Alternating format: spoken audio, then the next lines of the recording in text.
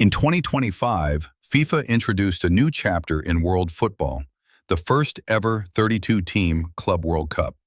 Hosted in the United States, it brought clubs from all continents to one stage in a tournament unlike any before it. But beyond the spectacle, what did this competition really offer? In this video, we'll take a closer look at what made this tournament exciting and where it may have gone too far. The tournament brings together 32 clubs from every confederation, champions, continental finalists, and some of the world's most recognized names. It's a showcase of global club football hosted across 12 U.S. cities.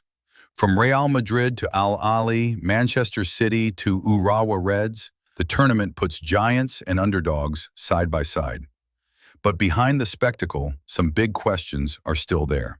One of the biggest strengths of this new format is the global exposure for clubs like Wydad Casablanca or Urawa Red Diamonds. This is a golden opportunity to showcase talent to a global audience. These teams usually shine regionally, but rarely get to face the likes of Manchester City or Bayern Munich on a giant stage. In terms of financial motivation, FIFA is pouring over $1 billion into the prize pool. A single club could earn more than $100 million just by advancing through rounds. That's life-changing revenue for smaller clubs and a sweet bonus even for the biggest teams. Also, to give teams a valuable opportunity to develop together, strengthen cohesion, and refine their playing style in a competitive setting. And managers like Vincent Kompany are using this extended tournament to enhance tactics and build chemistry. Spending several weeks together is like preseason with real consequences. Additionally, this tournament is also the perfect test run for the U.S., who are co-hosting the 2026 Men's World Cup. From stadium logistics to fan experiences. Still, not everything went smoothly. Top stars are already playing 50-plus matches a season. Adding a summer tournament? That's a cause of injuries and exhaustion. Expect squad rotation and possibly lower quality football by the knockout rounds. Even Jurgen Klopp, former Liverpool manager, didn't hold back. He called it the worst idea ever implemented in football. He warned, "There's no real recovery for those involved, neither physically nor mentally. We constantly tell them to go into every game as if it were their last. We do this 70 to 75 times a year, but it can't go on like this." Also, many matches have been played in half-empty stadiums. Even Real Madrid's game had less than 10,000 fans in a 70,000-seat arena. Midweek afternoon kickoffs in scorching heat just don't create a buzz. Additionally, some matches were played in scorching 40 degrees Celsius heat. After Atletico Madrid's match against PSG in Pasadena, Marcos Llorente said, "It was terribly hot. My toes were sore, my nails were hurting. It's incredible." Fans were leaving early due to dehydration and players struggled to perform under the hot sun.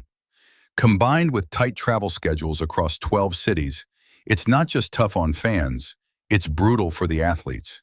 And one of the most persistent challenges of the 2025 Club World Cup were the intense, long travel problems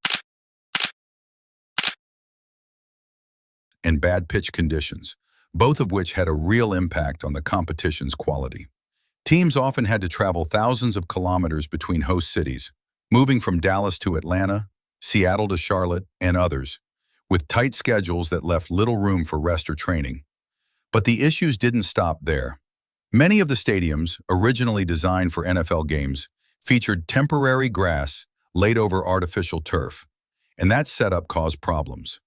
Real Madrid's Jude Bellingham didn't hold back, saying, Great, mate, honestly, I've got to say, it's really hot for one. I know it's the same for everyone, but I'm only saying because you asked me. But yeah, the pitches aren't great at all. It holds up the ball barely bounces. It's tough on the knees as well. Yeah, hopefully there's something there. Someone will look at that going into obviously the World Cup next year. You know, it's important that we protect the players as well as giving the fans a spectacle and giving them great games like today. PSG coach Luis Enrique echoed the concern. Me importa el estado del terreno de juego. Y lo digo hoy que ganamos. O sea, esto dista mucho de los estados del terreno de juego en Europa. Mucho. Están bien, pero el balón bota como si fuera un conejo y hoy, por ejemplo, al ser un campo artificial anteriormente y ahora es un campo de césped natural, se tiene que regar a mano, lo han regado al descanso, pero el campo se seca a los 10 minutos. Para nuestro juego es un problema. Claro, no lo vamos a poner como excusa, lo digo hoy que hemos ganado. Without proper root systems or integrated irrigation, the grass dried quickly in the heat, leading to slippery patches, uneven bounce, and increased injury risks. In fact, Real Madrid's medical staff reportedly advised against fielding players recovering from ACL injuries on certain pitches. Even MetLife Stadium, which is set to host the 2026 World Cup final, faced criticism for being dry and slow. Even off the pitch, some choices didn't sit well with fans, especially the incorporation of American sports traditions, a move that hasn't sat well with many fans and players.